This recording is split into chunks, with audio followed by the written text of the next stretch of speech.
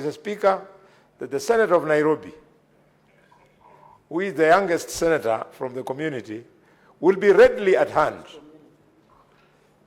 the community of the community, will be readily at hand to offer any service that you require. Mr. Speaker, needless to mention, Senator Okiya Mtata, the Senator of Busia, who is a presidential candidate, who up to now is yet to launch his bid, Mr. Speaker, will again be readily available, and I hope that the Senate will find time, Mr. Speaker, to give him an opportunity to address Kenya about his presidential bid when we shall be in Busia. Mr. Speaker, every time I look at him, he talks presidential, looks presidential, but he doesn't walk presidential. So, Mr. Speaker, Mr. Speaker, Mr. Speaker, therefore, I want to encourage the House, on your way from the airport to Busia, you'll be spoiled for choice. You can choose to land in Kisumu International Airport. You can choose to land in Eldoret International Airport. You can choose to land in Kitale.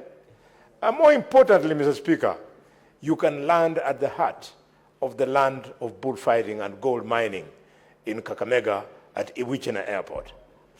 Although I'm not too sure, because the ministry has been slow on the maintenance of that airport, is one of the many reasons why I am very unhappy, Mr. Speaker, with the pace at which the government is trying to access this community that will be hosting you with development.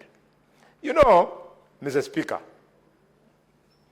in politics, the people who opposed you and your formed government, as a presidential candidate, I know you might have that opportunity. So take this from me.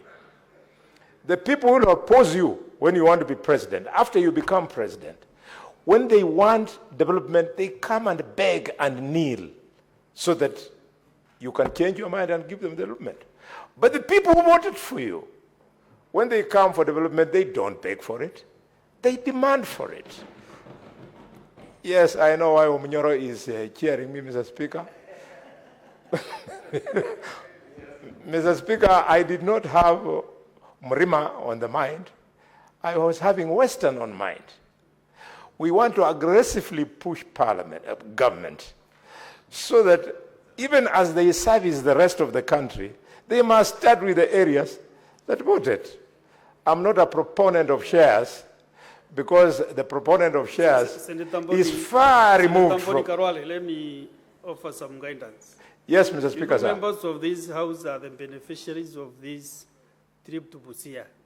So as you move this motion, members, I can see they are now getting lost. What are they expecting in Busia as in devolution? What do we need to cover? Because we are talking of devolution, we are going to Mashinani to see what is happening in Busia as the Senate. So now when you digress and go to voting and all these things, presidential, so can you stick to, especially when you are moving the motion, let the members benefit from you as the move of the motion. As a non-member, of course, you know these games. You should be able to, even myself, the speaker, convince me that what you are moving is exactly what is in the motion. Indeed, Mr. Speaker, I'm guided, but just with a little bit of patience.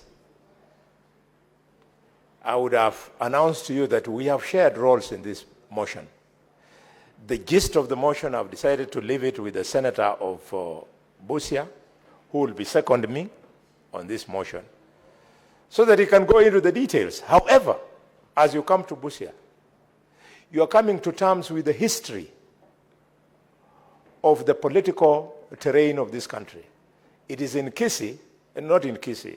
It is in Busia, Mr. Speaker, where senators will discover that the first aircraft to crash with members of parliament, including ministers, in this country was in Busia, where we lost ministers, and one of my heroes, political heroes, Mother Karua, survived, Mr. Speaker. Younger senators like Kererege will not understand why Mother Karua is a hero, but one day he will read the history of this nation. Mr. Speaker, in Busia, you will have an opportunity to see the challenges of the one-stop border post, Mr. Speaker. The one-stop border post in Busia has literally killed businesses in Busia, because Busia is a border town, and one area where we were making a lot of money is through the business of clearing and forwarding. Mr. Speaker, when the Committee of Health comes to Busia, they'll see for the first time how far ahead Kenya is in rolling out health services, because Busia County Hospital treats almost 45% of the patients there are from Uganda. We don't mind, Mr. Speaker, because those 45% are not strangers. They're just the Luyas on the other side. Anytime I see you intimidate me, Mr. Speaker, I always say, you know, I have a choice of being a Kenyan or a Ugandan, Mr. Speaker. Mr. Speaker, when you come to Busia, you'll see with your own eyes how hardworking and innovative Kenyans are.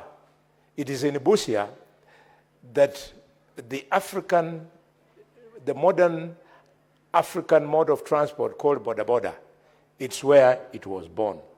In fact, Mr. Speaker, I'll advise members to use the traditional boda of Busia. Was not a motorbike. Mr. Speaker, it was a bicycle. And how things change. I remember when I was in the National Assembly, colleagues were laughing at us that we come from a community that relies on bicycles for transport. Little did they know that innovativeness would become a national means of transport. With those many words, Mr. Speaker, I now want to invite you, the presidential pretender, and by pretender you should understand what I mean by that word. Doesn't mean you have no chance. The claimant to the presidency, the distinguished senator of Busia, my own younger brother.